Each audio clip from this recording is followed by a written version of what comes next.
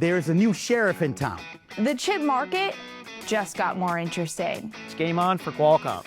You'll just have to come to Paradise to find out why. Every year we introduce our premium tier part for the mobile market, but this year we were actually announcing our PC solution as well.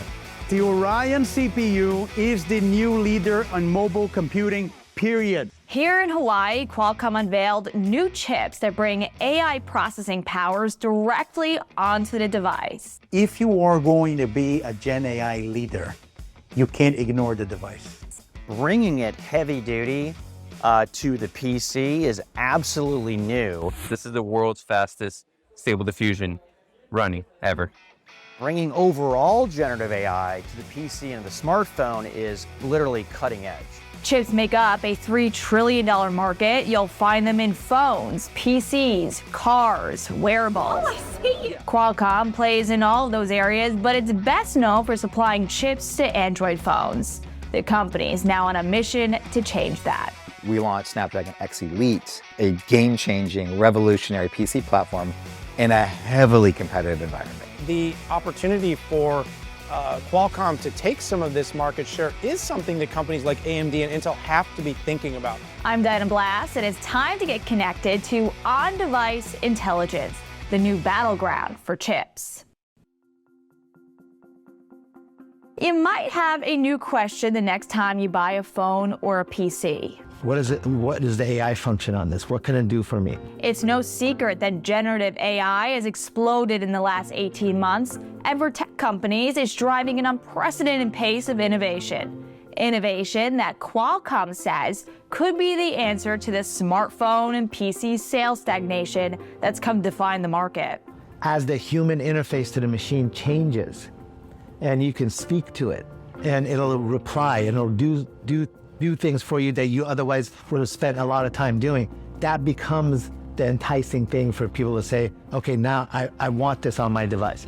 AI on device isn't exactly new to mobile devices. Features like voice dictation and facial recognition already leverage the technology. Today, with some sort of foundational model, whether it be a large language model or something for video or something for photos and images, it takes a long time for it to generate the image. Now, part of that is based upon the processing that it does, but also, typically it might take 7 hops to go from the device up to the cloud, and it gets processed, and it comes back. When you have on-device AI, the inference of the AI is actually being done on-device. You don't have to go up to the cloud to get the answer and come back. And I would say second of all is privacy.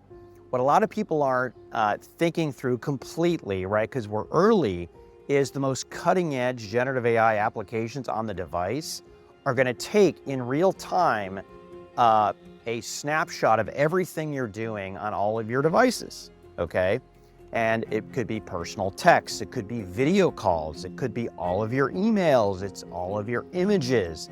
It's pretty much everything, and I don't think even consumers in Western worlds who've been opened up to sharing everything on social media are going to want to share this information and ship it to the cloud. But just because we say on device, it doesn't necessarily mean that all the AI models will be processed there. Instead, Qualcomm believes the technology is moving hybrid. The device and the cloud are working as one.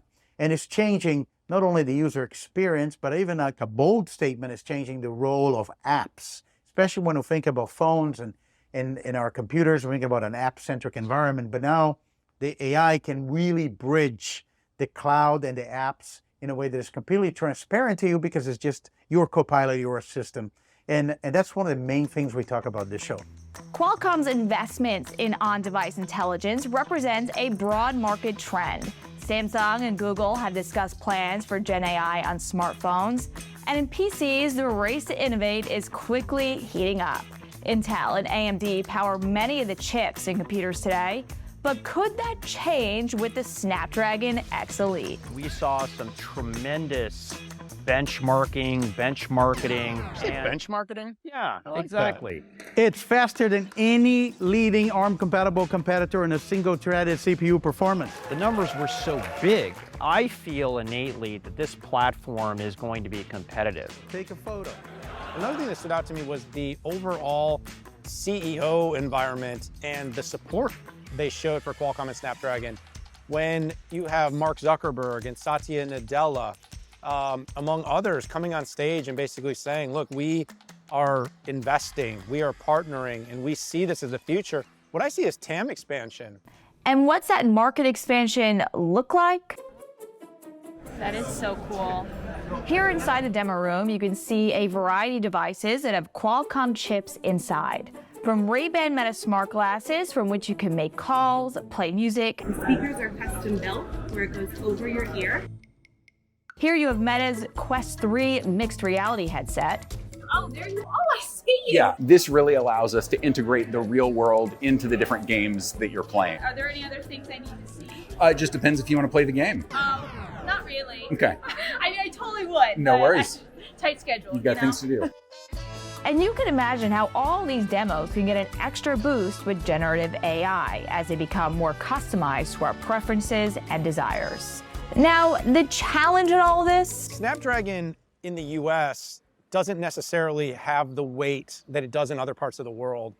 If you went to China, research has shown that more than 4 out of 5 consumers are familiar with Snapdragon. So the company is really looking at how does it become a consumer brand on a global scale. Not so easy, since you can't exactly see the chip inside the device. So CMO Don McGuire got creative. Can you see it now? Yeah, I think more and more the Battleground is being fought less and less on speeds and feeds and specs, and it's being fought on experiences. And when you talk about experiences, you need to have a brand associated with those experiences.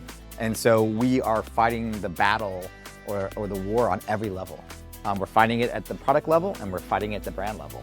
And I think those two, the combination of those two, give us a differentiated, competitive, sustainable competitive advantage. Now, Qualcomm's strategy appears to be working. Qualcomm reported fiscal fourth quarter earnings recently that beat expectations for sales and earnings and gave a strong forecast for the current quarter. The company says the innovation unveiled at Snapdragon Summit will be available on devices starting 2024. So next time you see me, I might be asking, what is the AI power in your device? Signing off for Connected, I'm Diana Blass.